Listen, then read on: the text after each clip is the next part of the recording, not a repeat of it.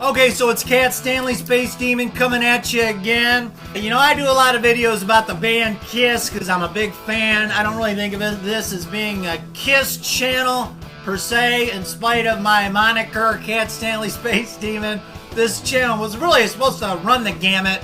Music, pop culture, sports, basically whatever I'm into at any given moment. But you know, if you're a fan of Kiss, you know probably about the hubbub surrounding the band's use of pre-recorded backing tracks and things on stage. Paul Stanley's voice, the degradation of his vocals over the years. But today I wanted to, I saw a video this morning, and there was a guy talking about John Bon Jovi, about how it's time for him to retire because his voice is gone. And he did like a side-by-side comparison of John Bon Jovi in his 20s to John Bon Jovi now. And obviously, I don't know how old Bon Jovi is. What is he, 65, 70? I really couldn't tell you.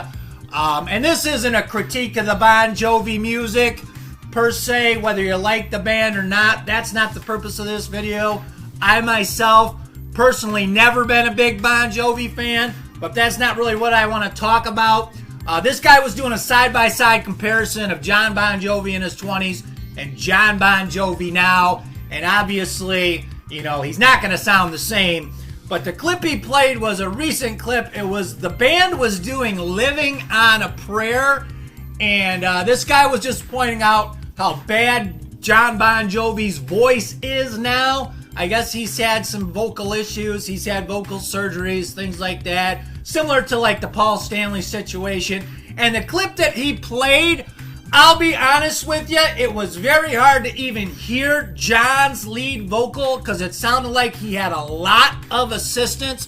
Sounds like the band is using a lot of either pre-recorded backing vocals or backing vocalists, like the other guys on stage are singing backing vocals. Maybe they got extra backing vocalists. I really don't know, but it was hard to even discern John's voice. And I'll be honest with you, for a guy his age, I'm going to say, now it sounds like obviously they're tuning the songs down, so it sounds like his lead vocal is still live, and that's a common practice, obviously, when bands get older.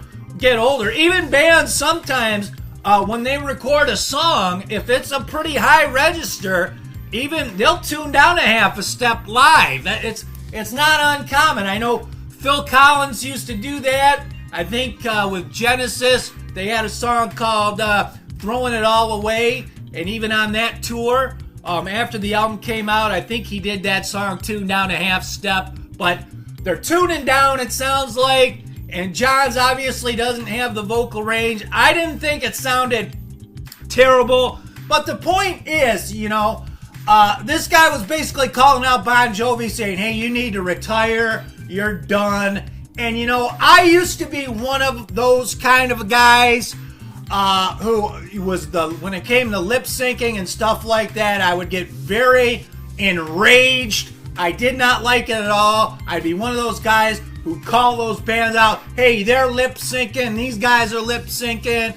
And you know, there's guys on YouTube who do that. They make expose videos of bands, exposing this band or that band for using auto-tune or pre-recorded backing tracks in live situations.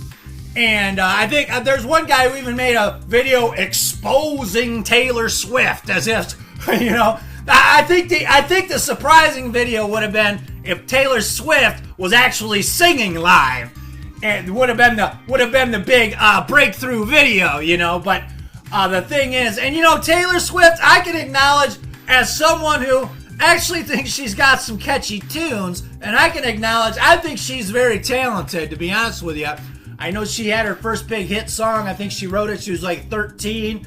So yeah, I can acknowledge that she's talented, even though I don't agree with her politics and things like that. I can acknowledge that she's talented. But the idea that somebody would make an expose that Taylor Swift is lip syncing in concert is kind of silly to me. But anyways, getting back to Bon Jovi, my take on this thing is this. Now, I think that 90% of the people who go see groups like Bon Jovi, who go see groups like Kiss or Frankie Valli, either they already know that a lot of what they're hearing isn't live and they don't care, or they either don't realize that a lot of what they're hearing isn't live, and if they knew, they wouldn't care anyways. I think it's the minority, probably 10% I would put it at, or less, who would actually care if they're unaware of it, if they found out somebody was lip syncing. I think even a lot of people, they'd rather not even know, you know? My take is, if a group like Bon Jovi, John Bon Jovi can't sing the songs like he did back in 1988, and he's got to tune them down or whatever, he's doing the best that he can. If people are willing to pay money, now I'm assuming that Bon Jovi's probably still, I don't know where they're playing now. Are they still filling arenas? Or maybe they're playing casinos. I really don't know. I didn't do any research for this. I'm just kind of speaking off the cuff here. But if they're able to fill an arena, if there's enough people who want to go see Bon Jovi, they're not expecting to see Bon Jovi 1988. They don't care. They enjoy the show, and they're making people happy, doing what they're doing, even with a group like Kiss. There's a lot of Kiss fans who simply don't care that they use a lot of backing tracks, or if Paul Stanley's voice doesn't sound that great, or if they're tuning the songs down. People simply don't care. They enjoy it. Now, personally, I'm not the kind of person who wants to go see a show that's mostly pre-recorded, but, you know, I used to be in that minority who would scream and jump up and down. This is ridiculous. Why would anybody go pay for this? Why would anyone want to see this? This is not live music. This isn't rock and roll. What happened to artistic integrity? I used to be one of those kind of guys, and I still am, in that respect, that I personally would not want to have anything to do with a lip sync show. But you know what? I know there's a lot of people out there who do. They don't mind. They want to go out and have a fun night out. And if these bands can make money and make some people happy at the same time, I say go nuts. You know what I mean? I don't have any respect for it in terms of the artistic integrity, but I'm not going to begrudge anybody. If Bon Jovi can still fill arenas and make a lot of money, go for it. I think they earned that right with their success that they had.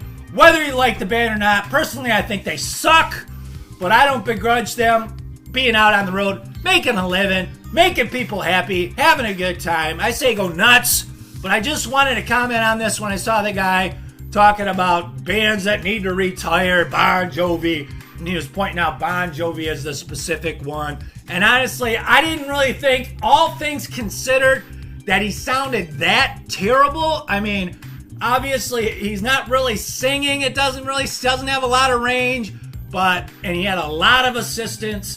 And I think most people, if they're at a show, you know, they're not really going to care. And that's all. I just want to come on here and talk about that today because I was thinking about it this morning. Hope you guys are digging your weekend. Baseball is back. I'm going to the ballpark today, so I'm going to let y'all go. Hope you dug it. We'll see you next time. Who's here?